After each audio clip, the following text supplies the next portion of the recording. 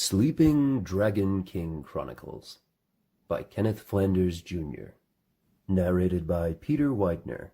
Copyright 2020, Kenneth Flanders, Jr., all rights reserved. Chapter 0, Futures Past. It's time. Are you ready? The young Nikomata asked, her ears twitching beneath her hooded cloak. She was speaking to a young man who was sitting near the edge of a cliff, gazing out across the distance. For a moment, he didn't show any sign of acknowledgement. Perhaps he was pulled into the beauty of the sunset, the crimson and gold colors that only heaven can provide prior to dusk. In actuality, the young man, though his body was still and calm, struggled with racing thoughts. His heart was brimming with the vibrancy of raw emotion. His feelings were like a torrent, his eyes filled with dangerous energy and hardened resolve. Thoughts of blood, tears, and anguish bubbled up within his heart and burst forth, painting vivid memories of those he'd lost along the way. You're a lot like me. You hold in a great deal, because you've never felt safe enough to be yourself. It's okay. Just let it out. The young man clenched his fist as tears began to wet his cheeks, the soft breeze cooling his face in the process. You always cry, and that's okay. But for once, really make an effort. I know you can do it, because I used to be just like you. The young man got to his feet, wiping a solitary tear from his cheek as he pulled the hood of his cloak down across his shoulders. Yeah, let's go. Chapter 1, Waking Sleep. Ryuga! The voice of a woman could be heard screaming, her voice piercing the darkness, though her face was shrouded by darkness. Ryuga could easily discern her identity. It was a person he could never forget, one his mind drifted to with every still moment of the day. Mother! Mother!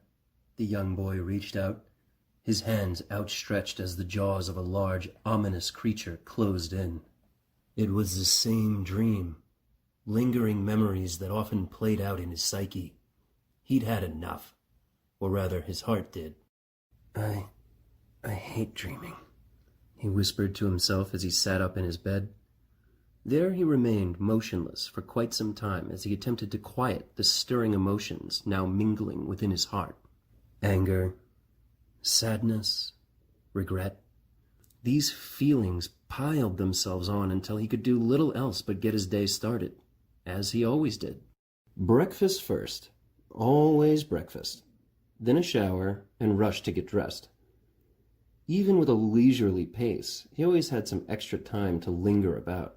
So much like any other school day, the boy known as Ryuga decided to switch on his television to watch the news. He took his place at the kitchen table, as he often did, and pulled out a crossword puzzle, one of many he often kept stashed in his coat pocket. He could hear his classmate, Gates, in the back of his mind. Old man, the customary remark each time Ryuga pulled a crossword out in front of his fellow students. This made him smile a bit, just for a moment. Soon he was on his way. He double-checked before setting out. Backpack, uniform complete, a packed lunch. As he walked to his front door, he paused for a moment, turning to face a picture on the nearby counter. Ryuga bowed his head, offering up a prayer for the dark-haired, bright-eyed woman who was smiling so carefree in the photograph. She was the focal point of the picture, although there was another person with their arm draped over her shoulder. His face was ripped away by the edge. Just the thought of that bastard made Ryuga's blood boil. But his anger only lasted for a brief moment as his thoughts turned to his mother once more. "Bye, Mom," Ryuga said, in a solemn, sad expression on his face as he swung his overcoat over his shoulder and exited his home. Within minutes, Ryuga was on his way, as were most of the teens in his area. The school wasn't very far, so he and the others from his neighborhood walked to their destination. Along the way, he saw the usual suspects: Linda, a blonde-haired foreign exchange student who was well liked by her classmates. As usual, she had a large group of girls surrounding her. Ryuga called these the Hive, with Linda as the queen bee at the center. Next was Ichigo, a tall, skinny boy who wore glasses, and his good friend Gates, a short, warm-hearted and friendly teen. Gates, whose real name was Ryuji, had been Ichigo's friend since Ryuga could remember, but the two shared such a similar name, Ryuga and Ryuji. Everyone in the class called Ryuji by his last name. And then there was Tarad. Tarad was your typical jock, big on brawn, but small on intellect. Like most days, Ryuga just pulled his headset over his ears and continued on his way, ignoring everyone and everything on his way to school. In virtually no time, Ryuga and the others were entering the large gates of their school, Garden Haven Academy. Though the school was considered normal by all standards, it had a reputation for creating students who would go on to excel in life. As such, it had many amenities that other schools would be hard-pressed to obtain. As the students settled into 3A, the homeroom class for Ryuga and his classmates, Ryuga immediately took note of 2 extra desks in the back row. He thought to himself just seconds before the teacher entered the room, in tow with 2 new additions to the classroom. "Attention, class," Miss Konami began. "Today we have not 1, but 2 new transfer students. 3A is really growing, Miss Konami was a young lady in her early 20s. Her heart-shaped face was framed by circular spectacles and a jovial smile most times. Her short, bowl-cut hair made her head resemble something of an acorn, which is why many of the students in the class called her Acorn Queen behind her back. Ryuga, however, had no problem with Miss Konami, as she had always been kind to him, perhaps a bit too kind for his liking at times. "First up is Akira. Akira, please introduce yourself," Miss Konami added. Of the 2 students, the young girl known as Akira stepped forward. Her skin was fair, her hair jet black and shiny. In fact, it was the first thing Ryuga noticed about her. Next were her sky-blue eyes. They had a peculiar look to them. It was as if he was staring into a kaleidoscope of colors. Immediately he was drawn into them. Then their gazes met. It was like a jolt of energy tingling from within. Ryuga became lost for just an instant. He was completely disarmed in that moment as Akira smiled gently, forcing Ryuga to blush. He quickly bowed his head in an attempt to avert his gaze. Just then, the impact of a kick to the side of his desk jolted Ryuga back into reality. Don't get carried away, loser.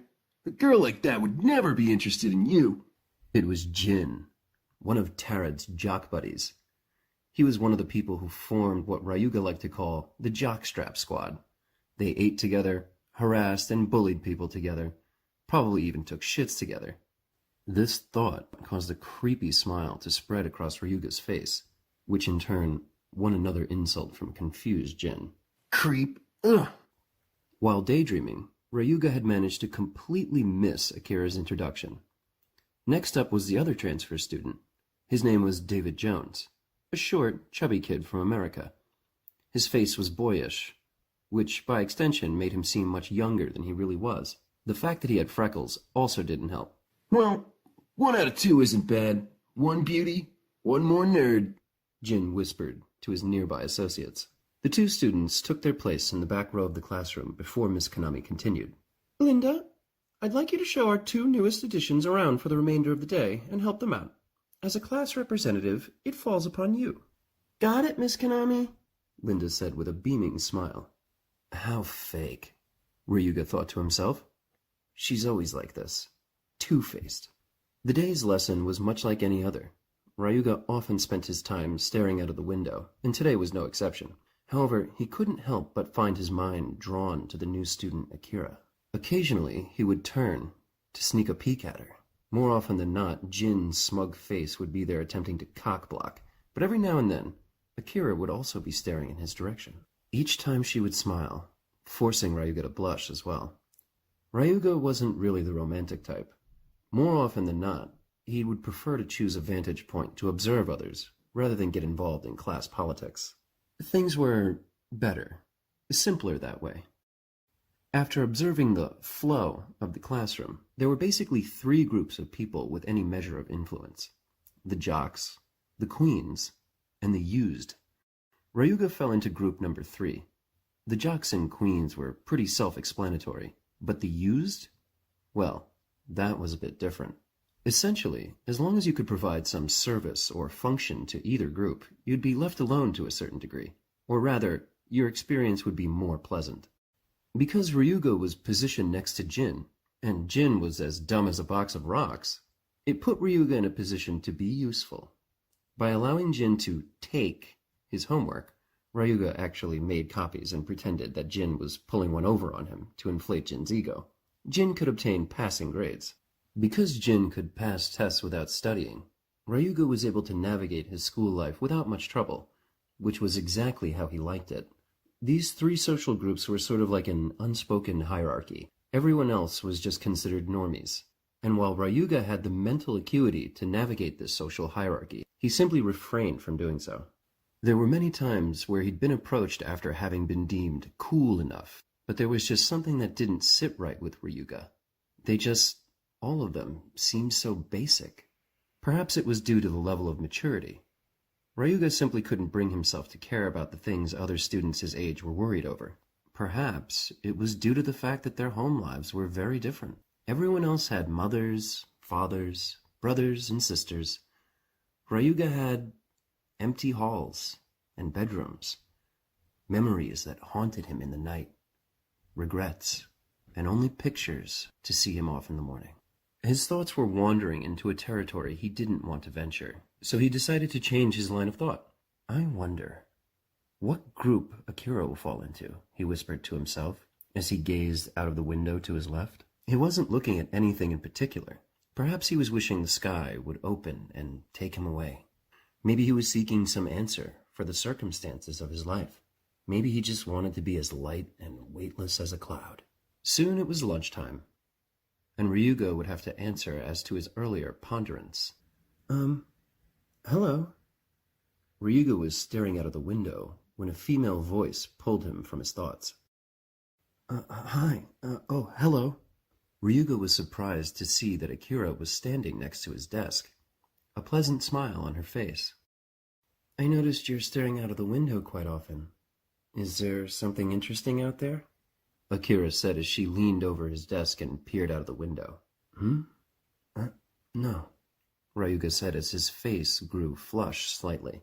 A sweet-smelling scent wafted over, and though he couldn't place it, Ryuga recognized it as floral. Oh, okay, well, I just wanted to say hello. I'm Akira, as you know, Akira said as she took a couple of steps back to correct her balance. Ryuga. Oh, I like that name, Akira said as their eyes met once more. Ryuga couldn't put his finger on it, but it was as if her gaze was slowly pulling him in. Akira! Linda's voice pierced the air, completely interrupting the mood. Let's go have lunch, she said, grabbing Akira by the arm and dragging her away before she could even respond. Okay, Akira said as she turned to wave to Ryuga. Don't even think about it, loser. Tarad's deep voice growled as he stepped in front of Ryuga. Their eyes met as Ryuga gazed upwards. Something about their eye contact seemed to agitate Tarad. Perhaps it was due to the fact that he could tell Ryuga didn't genuinely care one way or the other about his intimidation tactics. Freak. You and your creepy eyes. Tarad said as he folded his arms and turned around to walk out of the classroom with his usual bunch. Huh. Ryuga grunted to himself. Truthfully, the last thing on his mind was Tarad, or Linda. Even Akira wasn't enough to fully distract his mind, or his heart. 4 days, Ryuga muttered to himself as sadness washed over him, while he continued to gaze. Chapter 2. Get in where you fit in. As expected, David was rebuffed as he attempted to get Linda to show him around. Not enough coolness points, I suppose, Ryuga thought to himself as he watched the spectacle. In general, the queens were surrounded by the jocks, who acted as a sort of hovering royal guard. Any male who didn't meet the requirements for coolness as labeled by either group, would be intimidated and possibly beaten into retreat. Somehow, Akira had made her way squarely into the middle of the hornet's nest. In fact, it seemed as if both groups were actively fighting to impress her. Ryuga watched intently for the entirety of the first day as the queen bee regaled Akira with her exploits. Ryuga observed no less than 5 switch-ups in a single conversation. He was convinced that Akira was doing it on purpose, to keep the others guessing. Occasionally, as if she could feel his gaze, Akira would steal a glance towards him, always a warm smile on her face as she did so. This, in turn, ignited a fuzzy spark in Ryuga's chest, but unfortunately, this was usually soured by overwhelming malice being directed his way from the other boys, particularly the jocks. Geez, we're only 15, 16. What's with all the drama? Ryuga would think to himself. Still, he couldn't help but feel secretly pleased. Even Tarad seemed annoyed, and he was known for his cool demeanor, even when he was harassing others. By day 3, it was pretty clear that Akira had absolutely no intention of boxing herself into just one social clique. She would involve herself with Linda during the morning, speak to Ryuga every day before lunch, and occasionally after school, and hang out with both the jocks and the queens after class. And strangely enough, it had become the new norm. This was probably due to the fact that this forced grouping was never actually spoken about. There were no conscious conversations about it, so the subject of choosing was difficult to breach in passing. Perhaps it was simply due to the fact that Akira herself showed absolutely no desire to belong to anyone. In fact, the only person she actively showed interest in was Ryuga. Out of all the people in the class, he was the only one she would take time out of her day to interact with. Their conversations were always short, but meaningful. During their chats, Akira had managed to learn his middle name, his favorite hobby, reading, and that he was an only child. These weren't necessarily closely guarded secrets. Rather, because he kept to himself and often rebuffed anyone who tried to get too close, no one in the class knew much of anything about Ryuga in general. On the 3rd day, while on his way home, Ryuga was followed by Tarad and his group, who waited until he turned the corner to accost him. Hey, look who it is, Tarad said, so emphatically that Ryuga could imagine the sneer on his face. Still, Ryuga paid him no mind and kept walking. Hey, I know you hear me, you little scrub, Tarad said, placing his hand on Ryuga's shoulder, the same hand that was quickly slapped away as Ryuga kept walking. You little shit! Watch yourself! Benji, the 3rd man in Tarad's jockstrap squad, screamed as he lunged forward. Benji pushed Ryuga hard into a nearby wall, pressing his face against the cold concrete before flipping him around forcefully. Tarad wants to talk to you. Don't go ignoring him. It takes 4 people to talk to me? Sounds like Tarad's got a codependency problem, Ryuga retorted. He wasn't exactly sure why he said it in a time like this. It was obvious what was to come. But before the words could be correlated, they were spoken. What the hell did you just say? Benji said as he reared back to punch Ryuga. Stop. I'll handle this, Tarad said, stepping forward as he pushed Benji to the side. Don't get beside yourself just because she makes an effort to talk to you. She's just being nice, you little twerp. If you know what's good for you, you'll keep your hands to yourself, Tarad said with a stern look upon his face. Ryuga didn't respond, or even register that he acknowledged Tarad in any way. Instead, he simply stared. Tarad wasn't really sure what he saw in Ryuga's eyes that annoyed him, but there was something about this kid that really agitated him. Just his face. It was like he didn't understand or observe the pecking order. He had let Ryuga slide because he'd thought the boy understood to a degree, but perhaps it was time to teach him a lesson. Tarad turned to leave, but it was a feint. Instead, he reared back to catch Ryuga off guard with a swift, powerful punch to the gut. Ryuga was completely unprepared, the blow sinking deep into his abdomen and knocking the air out of him. You little shit. I'll show you exactly where you stand with me. As Ryuga fought to catch his breath, Tarad hit him with a powerful cross, which knocked him first to his knees, then to the ground, face first. Tarad followed this up with several kicks to the abdomen, adding insult to injury as the pain overcame Ryuga so badly that he thought he'd pass out. Don't break anything, just bruise him up really bad, Tarad said as he stepped back and put his hands into his pockets. The other 3 jockstraps stepped forward and began stomping and kicking Ryuga, who was forced to curl up into fetal position. Several minutes later, Ryuga was barely conscious, his face and arms badly swollen, blood seeping from lacerations and cuts on his hands and arms. Ryuga could scarcely keep his eyes open as he watched the group walk off, leaving him bruised and battered. Soon he could no longer keep his eyes open, his body racked with pain from head to toe as he succumbed to weariness. Usually his mind was a place Ryuga dreaded to descend into, but there, in this time of discomfort, he found solace. He could hear her voice, his mother's voice, and though he couldn't make out her words, he had a feeling she was saying something along the lines of, "It will be okay, honey." Ryuga wasn't really sure how long he'd been out, but he remembered waking up with the taste of blood in his mouth. His legs felt decent, much less like jelly now, and though his abdomen was still bruised and battered, he could now find the strength to stand. He grabbed up his belongings and started the long, painful walk home. His eye was swollen from where Tarad struck him initially, and his rib cage ached with each step. Still, more than pain, what Ryuga felt was anger. It flickered within him like a dancing flame, so much so that, unbeknownst to Ryuga, his eyes had begun to take on a peculiar countenance, almost lizard-like appearance.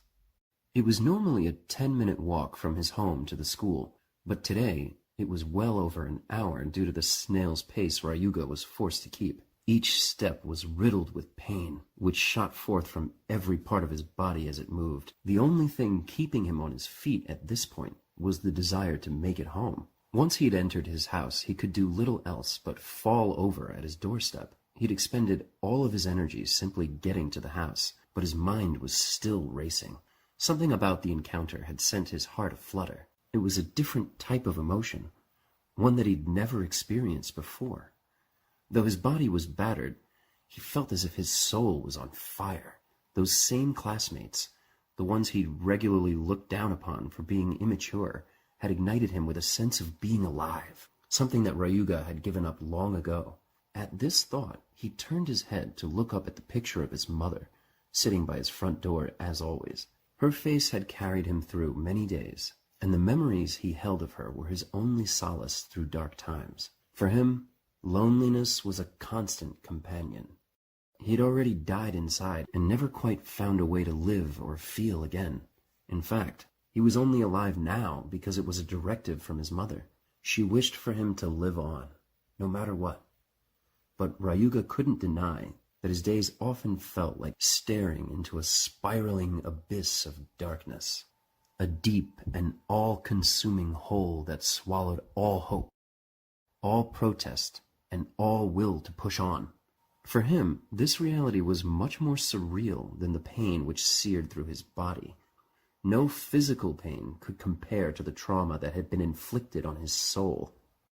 He placed his hand over his eyes as the tears welled up and began to pour. It had been a while since he'd cried to himself like this. No hope. At least, that's what he thought to himself. Still, he couldn't help but think of Akira's face the second this thought creeped into his mind. Was he fooling himself? As Tarad said? Was Akira really just being nice to him out of pity? Ryuga's life was heavy enough. The real reason he sought to being alone was because he didn't like the weight of the chains others often seek to place upon each other. He struggled with so much. It wasn't worth adding any more weight to an encumbered existence. He finally got to his feet after a good cry and slowly walked towards his bathroom, lost in thought. Should he just ignore her altogether tomorrow?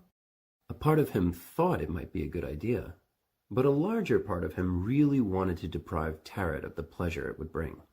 A part of him really wanted to blatantly rebuke Tarad by flirting in his face. This was also a feeling he couldn't deny.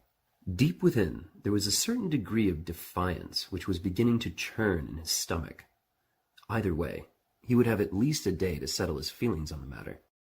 Ryuga finished washing his hands and stared into the mirror, deep in thought. For a moment, he didn't recognize the eyes gazing back, but upon doing a double take, he dismissed it as fatigue. It was only 6 in the evening, but Ryuga had a long day ahead of him tomorrow. With this in mind, he decided on a simple, instant dinner. Then he said his prayers and retired to his bedroom, a deep sleep overcoming him almost as soon as... Chapter 3. Just a day. Just an ordinary day. Ryuga slapped the button on his alarm clock and sat up in bed. It was rare that he had a good night's sleep without the stress of nightmares, but his subconscious saw fit to give him respite. Maybe I should get into fights more often, he thought to himself as he stretched his body. All that lingered was a bit of soreness in his stomach and jaw. The remainder of his injuries were gone for the most part. This was nothing new to Ryuga, and he didn't think twice about it. It was as common to him as breathing. He got dressed and prepared for school, prayed, and said goodbye to his mother, then made his way to class as usual. There were a plethora of things on his mind. Strangely enough, none of them in regards to being attacked by his classmates. Mostly, Ryuga thought about his finances.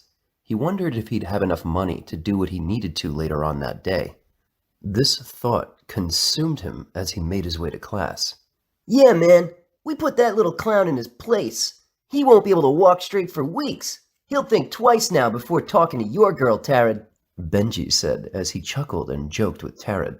The 4 jocks were huddled around Tarad's desk as usual every morning. Oh? Tarad's got a girl? Who is it? Akira asked as she put her fingertip against her lips quizzically. Oh, no one. No one. Benji said sheepishly, unaware that Akira had been within earshot. Akira, Tarad said with a slight smile. Hello, Tara. Akira noticed someone entering the classroom. Oh, Ryuga, hey, Akira said, completely ignoring Tarad and instead choosing to meet Ryuga at the doorway. Oh, hey, Akira. How are you this morning? Ryuga said, immediately feeling eyes upon him. What the fuck? How's he even here right now? Do you see him? He looks untouched. Benji whispered to Jin. Dude, there's no way. He should be half dead or something. Jin whispered back. Tarad's mouth gaped open for a moment before he was overtaken by a wave of jealousy. Akira and Ryuga carried on their conversation all the way to his seat. Tarad and his crew's gaze remained glued to their every movement. Ryuga, Linda and a few other people were planning to hang out after class today. Would you like to come along? Akira asked as she sat down in Jin's seat across the way from Ryuga's desk. I can't today. I've got some plans. Ryuga replied and put his belongings down on his desk and took his seat. Oh, they said you'd say that. Are you too good to hang out with me, Ryuga? Akira said, pouting a bit. No. Ryuga couldn't help but laugh. He wondered if Akira knew the true face of the people she was inviting him to hang out with. He also wondered if she'd still be so amicable if she knew what happened yesterday. He had no doubt that Linda was an instigator in having Ryuga roughed up. It's nothing like that. It's actually a personal matter, Ryuga said with a faint smile. Oh? Does someone have a girlfriend? A super secret girlfriend? Akira drew extremely close as she spoke. Her face was centimeters from his. So close, in fact, that the others in the classroom might actually think they were kissing. No. Actually, I need to go visit my mom's grave later. Ryuga finally relented. He was always hesitant to tell anyone about his situation, but within the last 3 days, Akira had learned more about him than anyone in his class. Was it truly okay? Somewhere in the back of his mind, Ryuga wondered if this was some kind of weird, popular girl initiation. Befriend the outcast, get him to spill his deepest, darkest secrets, then expose him for the sap he is. Perhaps it was his insecurity talking, but the lingering seeds of doubt planted by Tarad were definitely beginning to take root. what's going on here? Tarad seemed to come out of nowhere, placing his arm around Akira's shoulder. You talking to my girl, bro? Tarad said. A cheeky sneer on his face was quickly replaced when Akira slapped his arm off her shoulders and straightened him out. I don't ever remember saying I'd be your girl. Please don't make that decision for me. Anyway, Ryuga and I are talking. You're interrupting. She was so direct that Tarad was left speechless. After several awkward seconds, he was forced to recover with an excuse. Oh, of course, I was just joking. Tarad said dryly as he retreated back across the classroom into his seat. Oh? Who's in a secret relationship now? Ryuga said with a teasing chuckle and a huge smile. Never. He's not my type at all, Akira said, as she waved her hand in a dismissing manner. Anyway, I'm sorry. I didn't mean to bring up a subject you may not be comfortable talking about, Akira began. No, it's okay. It happened years ago. It's not like it's some big secret, Ryuga said as he reassured Akira. But still, I know the feeling. My father, he just passed on recently. In fact, it's the reason for our move, so I can definitely understand what it's like to lose a loved one. Ryuga couldn't help but clench his fist at the very word father. What's a father? He caught himself and eased up a bit as he took note of the sadness now clouding Akira's face. Akira, Ryuga said softly. What am I doing? He thought to himself. Doubting her because of what some douchebag said? Akira, I can't say it gets better, but I still think about my mom every day. Ryuga began as he took Akira by the hand. But what I can promise is that eventually the pain you feel will be replaced by fond memories. Akira seemed flustered by his sudden contact, but she didn't shy away. Thank you, Ryuga. Well, I'm gonna go back to my seat now before class starts. Maybe we'll talk at lunch. Akira quickly got to her feet and made her way back to her chair. Was that my imagination, or did she get flustered? Ryuga thought to himself as Jin walked over to take his seat. You little poser, marching in here like we didn't work you over yesterday. Don't think you're gonna get off light again. Jin whispered, but Ryuga barely registered the goon's threats. Kill yourself, underling, Ryuga finally said, staring directly into Jin's eyes as he spoke. The words surprised even Ryuga himself, for they weren't planned. They just seemed to pop out of his body. It was almost as if someone else were speaking for him. Even Jin looked surprised at first, before his brow furrowed in anger. You're fucking dead, Jin started to bellow as he got to his feet. Attention, class. Everyone take their seats. Class is starting. Miss Konami's glare was directed right at Jin, who had little choice but to sink back into his seat, grumbling as he did so. Ryuga then shot a glance over at Tarad, whom he'd never seen so angry. A literal vein was popping out of his forehead. Next, he glanced over at Linda, who seemed to be reevaluating her opinion of him on the spot. Finally, he glanced over at Akira, who seemed to be fidgeting in her seat a bit as she accidentally dropped her ink pen. Ryuga could do little else but sigh and smile. Somehow he'd been roped into some weird classroom drama.